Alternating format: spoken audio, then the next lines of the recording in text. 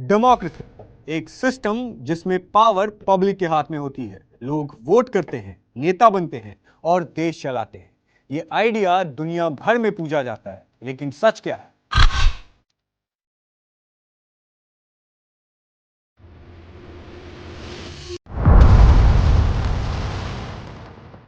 सच ये है कि डेमोक्रेसी हर जगह फेल हो। नेपाल में लोग डेमोक्रेसी से थक चुके हैं। There are massive protests in Nepal.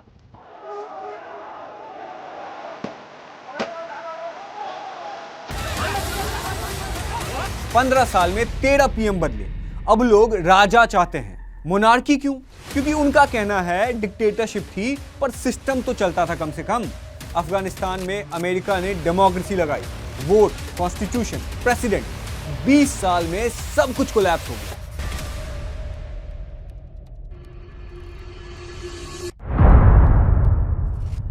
Myanmar में इलेक्टेड लीडर आंग सान सू की थी, डेमोक्रेसी थी, फिर मिलिट्री ने आके सिस्टम हटा दिया, कू हो गया, प्रोटेस्ट हुए, लोग मारे गए, पर दुनिया चुप रही।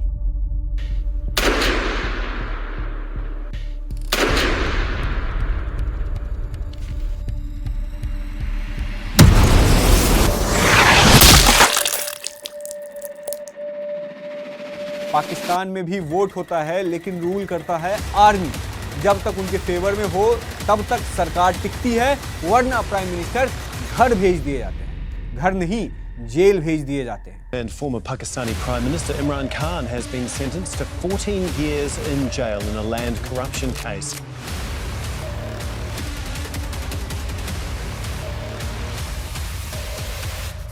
और अमेरिका जो दुनिया को डेमोक्रेसी सिखाता है, उसी के दरवाजे पर क्राउड घुस गया था। कैपिटल पर अटैक हुआ, वोट पर ट्रस्ट ही नहीं रहा, डेमोक्रेसी वहां भी टूट रहा है।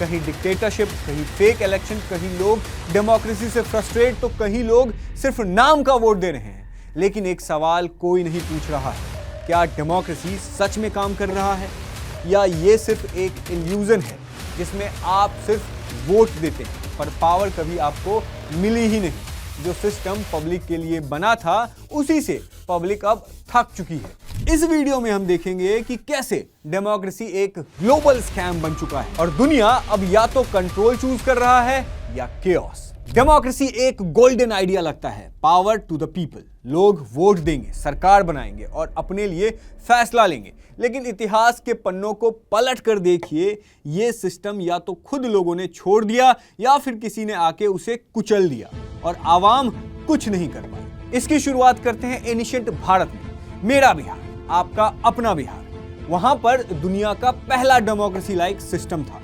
गणसंघ, जहां लोग मिलके डिसीजन लेते थे, इलेक्टेड काउंसिल्स होती थी और सामूहिक लीडरशिप थी। यह सिस्टम किसी एक राजा पर डिपेंडेंट नहीं था। लेकिन आखिर क्या हुआ जब मगध जैसे सेंट्रलाइज्ड अग्रेसिव किंगडम ने अटैक किया? वैशाली का गणसंघ रेसिस्ट ही नहीं कर पाया, वो अंदर से कमजोर हो गया था और उसे टूटना ही पड़ा।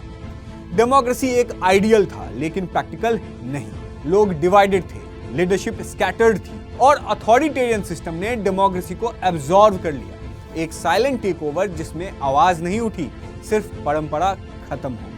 एक समय था जब डेमोक्रेसी एक प्राउड आइडेंटिटी थी, पर जब टकराव हुआ सेंट्रलाइज पावर से, डेमोक्रेसी को खुद बचाने वाला कोई नहीं था। ऐसे ही कुछ साल बाद एथेंस में भी हुआ। एथेंस, जिसको वेस्ट डेमोक्रेसी का क्रेडल बोला जाता है। सुकरात, प्लेटो, एरिस्टोटल, फिलोसफर्स ने बोला वोट दो, डिबेट करो और अपने लीडर चुनो। लेकिन कुछ ही सालों में डेमोक्रेसी अपने ही कॉन्ट्राडिक्शन से घिर गई। एलिट्स ने पावर कंट्रोल की, वॉर्स के टाइम डिसीजन मेकिंग स्लो हो गई और फिर स्पार्टन, एक मिलिट्री लेड स्टेट, ने आके डेमोक्रेसी को क्रश कर दिया। आज हम एथेंस को सेलिब्रेट करते हैं, लेकिन भूल जाते हैं कि उनका डेमोक्रेसी बेयरली 100 साल भी नहीं टिक पाया। जहां जहां डेमोक्रेसी बनी, वहां उसके सामने खतरा वही थे, या तो इंटरनल वीकनेस था या एक्सटर्नल टेकओवर। ये पैटर्न सिर्फ एनिशिएंट में फॉलो नहीं होता था, बल्कि मॉडर्न दुनिया में भी डेमोक्रेसी की मौत कई बार कई लोगों ने अपने हाथों से की थी। 1979 ईरान में लोग सड़क पर निकले। शाह ऑफ ईरान, एक अमेरिकन बैक्ड डिक्टेटर को हटाया गया। लोगों के पास ऑप्शन था, वापस डेमोक्रेसी लाए। या कुछ और। उन्होंने वोट दिया लेकिन एक लिबरल सिस्टम के लिए नहीं, उन्होंने इलेक्ट किया एक थियोक्रेटिक रिजीम अयतुल्ला खोमेनी के लीडरशिप में। उनका कहना था हमें डेमोक्रेसी नहीं, हमें डिवाइन गाइडेंस चाहिए। आज भी ईरान में इलेक्शंस होते हैं लेकिन फाइनल अप्रूवल एक रिलीजियस सुप्रीम लीडर का होता है। ईरान में लोगों ने डेमोक्रेसी का दरवाजा खुद बंद कर दिया और अफगानिस्तान में लोगों ने उस दरवाजे को कभी पूरी तरीके से खोला ही नहीं। अफगानिस्तान में 20 साल तक डेमोक्रेसी का प्रोजेक्ट चला। अमेरिका ने प्रेसिडेंट बनवाए, इलेक्शंस करवाए, कॉन्स्टिट्यूशन लिखवा दिया, लेकिन ग्राउंड पे लोग कनेक्ट ही नहीं कर पाए। करप्शन था, ट्राइबल सिस्टम से क्लैश था और देश में यूनिटी नहीं थी। जब यूएस आर्मी गई, तालिबान 11 दिन में वापस आ गए, प्रेसिडेंट प्लेन लेकर भाग गए और इसके विजुअल हमें हमेशा से डराते रहेंगे, भगाते रहेंगे। और कई जगह पर लोगों ने तालिबान का स्वागत भी किया क्योंकि उनके लिए डेमोक्रेसी एक फेल्ड एक्सपेरिमेंट था। क्यों? क्योंकि ये शायद एक इंपोर्टेड आइडिया था जो लोकल सॉइल में ग्रो ही नहीं हुआ था कभी। जब डेमोक्रेसी लोकल रूट्स न पकड़ पाए तब या तो मिलिट्री उसे तोड़ देती है या लोग खुद उसे तोड़ देते हैं। नेपाल में भी ऐसा ही हो रहा है। There are massive protests in Nepal.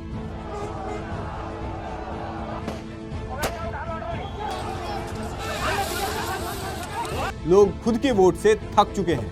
Nepal में लोगों ने मोनार्की खत्म की, डेमोक्रेसी लाया, लेकिन क्या मिला?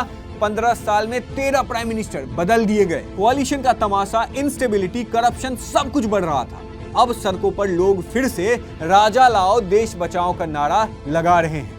उनका कहना है राजतंत्र था पर देश तो सही से चल रहा था ना। जब इलेक्टेड लीडर्स फेल होते हैं तो लोग डिक्टेटरशिप को याद करते हैं, लेकिन कई जगह तो डेमोक्रेसी सिर्फ नाम की होती है, असली पावर किसी और के पास होता है। और पाकिस्तान इसका टेक्स्ट बुक एग्जाम्पल है। पाकिस्तान में हर 5 साल में वोट होता है, लेकिन असली पावर आर्मी के पास होता है। जब तक सिविलियन लीडर आर्मी के ऑर्डर्स मानते रहते हैं तब तक सब ठीक हो रहा होता है, लेकिन जब इमरान खान जैसा नेता आता है तो उनको जेल में फेंक दिया जाता है। क्यों? क्योंकि वो आर्मी का विरोध कर रहे थे।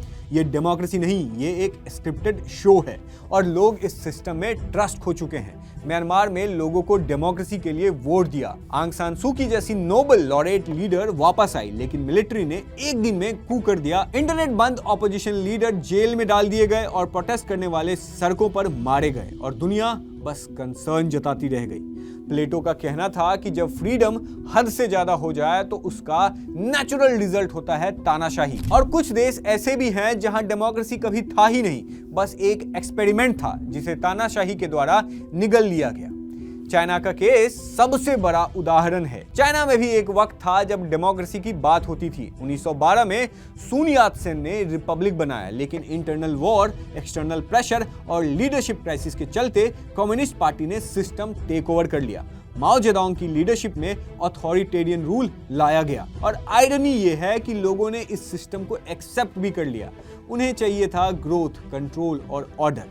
फ्रीडम ऑप्शनल हो गई। सोचने वाली बात यह है कि क्या डेमोक्रेसी रियलिटी में काम करती है या सिर्फ एक ड्रीम है? डेमोक्रेसी एक प्रॉमिस था पीपल्स पावर का, लेकिन हर कॉन्टिनेंट, हर युग में या तो खुद लोगों ने इस आइडिया को रिजेक्ट किया या ये इतनी कमजोर थी कि किसी ने उनके हाथ से छीन लिया। जहां फ्रीडम होनी थी वहां फियर बन गया, जहां लीडरशिप होनी थी वहां मैनिपुलेशन हो गया और जहां वोट का विश्वास होना चाहिए था वहां बेइज्जती हो गई। क्या डेमोक्रेसी सच में जनता का शासन है या एक इल्यूजन है जिसमें जनता बस एक स्पेक्टेटर है? डेमोक्रेसी एक सपना नहीं, एक समझौता था, एक कॉम्प्रोमाइज जिसमें लोगों को कहा गया कि वोट दो और बदलाव आएगा, वोट दो तो भूख मिट जाएगी, जंग रुक जाएगी, इंसाफ मिल जाएगा। लेकिन सवाल यह है कि क्या वोट देने से दुनिया की प्रॉब्लम सॉल्व हुई? लेकिन आज भी दुनिया में 70 करोड़ लोग भूख से सो रहे हैं। अफ्रीका में बच्चे मिट्टी खा करके जी रहे हैं और यूएस, यूरोप में लोग करोड़ों की फूड खिला रहे हैं अपने डॉग्स को। क्या ये इक्वालिटी है या एक इल्यूजन है जिसे वोट के नाम पर बेचा गया? और सिर्फ रोटी की बात नहीं, जब जिस्म का सुरक्षित रहना मुश्किल हो जाए तो डेमोक्रेसी के प्रॉमिसेस सिर्फ स्पीचेस बन के रह जाते हैं। आप सोचिए, डेमोक्रेसी थी और उसी दौरान दुनिया ने 2 वर्ल्ड वॉर देखे। कोल्ड वॉर में दुनिया न्यूक्लियर बॉम्ब के ट्रिगर पर खड़ी थी और हिरोशिमा, इसको कौन भूल सकता है, हिस्ट्री का सबसे भयानक एटॉमिक ब्लास्ट।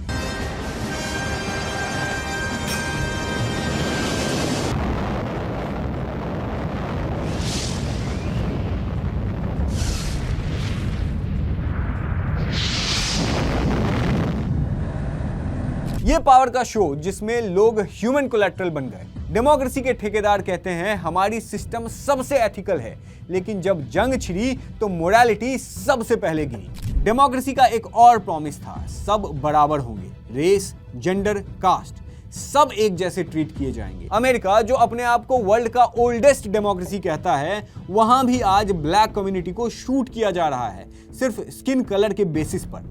इंडिया में वोट मिलता है पर कास्ट अब भी वोट बैंक है, इक्वालिटी नहीं है। और क्या जेंडर के केस में सिचुएशन कुछ अलग है? नहीं, वही कॉर्पोरेट बोर्ड रूम्स, वही पार्लियामेंट बेंचेस और वही डिस्क्रिमिनेशन, बस नए वर्ड्स के साथ। तो जब डेमोक्रेसी न हंगर खत्म कर पाई, न फियर, न इनइक्वालिटी, तो क्या इसे सॉल्यूशन कहना सही है? मिडिल ईस्ट जलता रहा, Iraq, Syria, Libya, democratic forces ने इन्वेड किया, रिजीम बदला और डेमोक्रेसी एस्टैब्लिश करने के नाम पर पूरा रीजन ही बर्बाद कर दिया गया।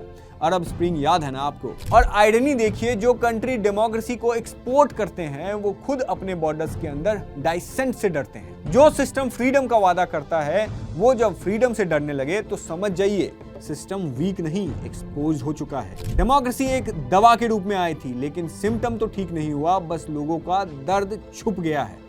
आज भी लोग भूखे हैं, आज भी लोग मारे जा रहे हैं और आज भी system free and fair elections का सर्टिफिकेट लेके खुद को बेगुनाह कह रहा है। डेमोक्रेसी सॉल्यूशन नहीं था, वो एक सिस्टम था जिसमें प्रॉब्लम का मेकअप कर दिया गया। और शायद इसीलिए दुनिया भर के लोग अब सवाल पूछ रहे हैं, क्या वोट का राइट ही जीवन की गारंटी है या बस एक इल्यूजन, एक पॉलिटिकल ट्रिक जिसे हर 5 साल बाद रिपीट किया जाता है? डेमोक्रेसी एक सिस्टम जो लोगों के लिए था, लेकिन आज ये सिस्टम सिर्फ कुछ लोगों के लिए काम करता है, उन लोगों के लिए जिनके पास पैसा है, पावर है और प्रोपेगेंडा चलाने की ताकत है।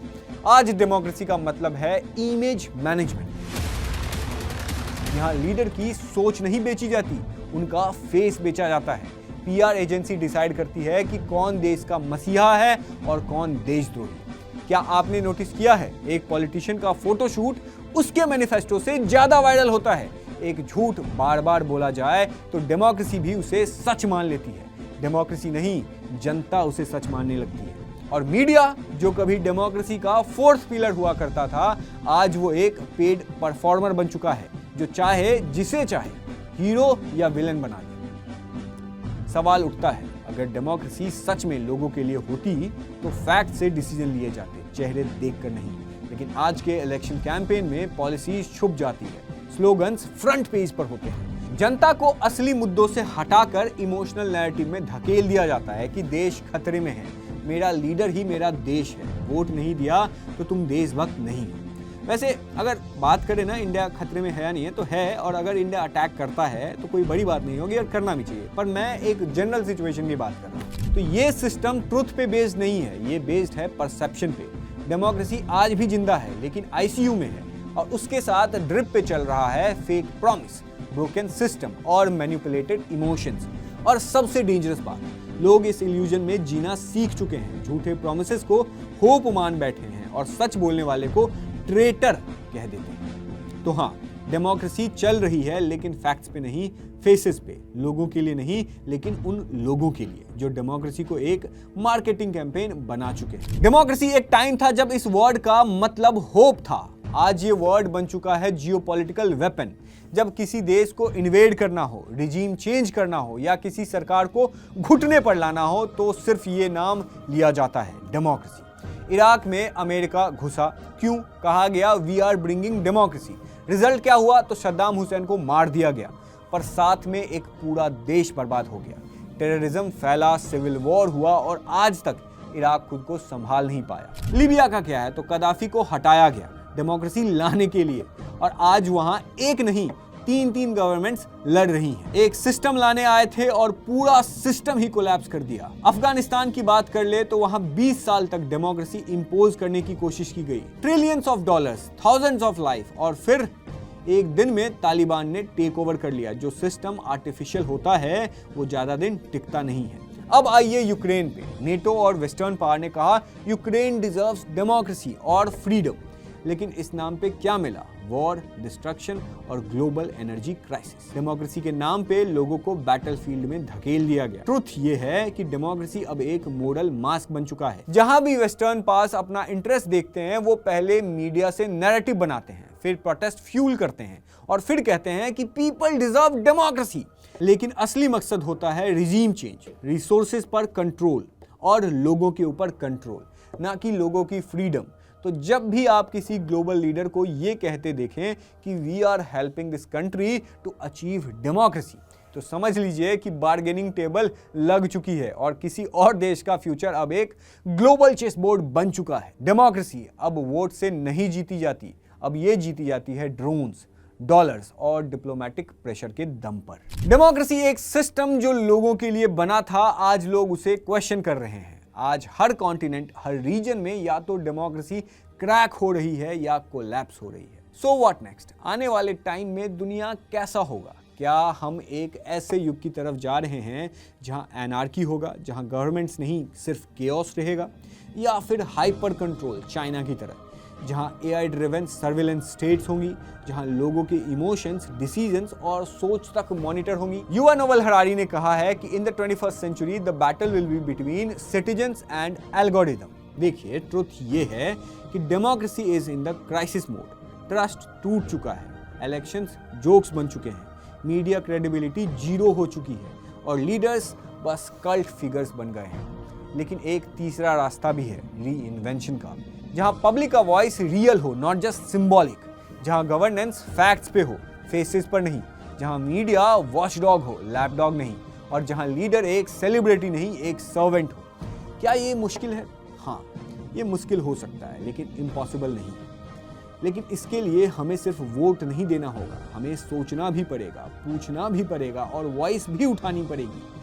सो आपसे अब एक सवाल, आपको क्या लगता है डेमोक्रेसी का फ्यूचर कैसा होगा? एनार्की होगा, ऑथोरिटेरियनिज्म होगा, या एक नए सिस्टम की शुरुआत करनी चाहिए? कमेंट सेक्शन में आप जरूर बताइएगा। क्या आप डेमोक्रेसी में विश्वास रखते हैं, या आप भी इस इल्यूजन को डीकंस्ट्रक्ट कर चुके हैं?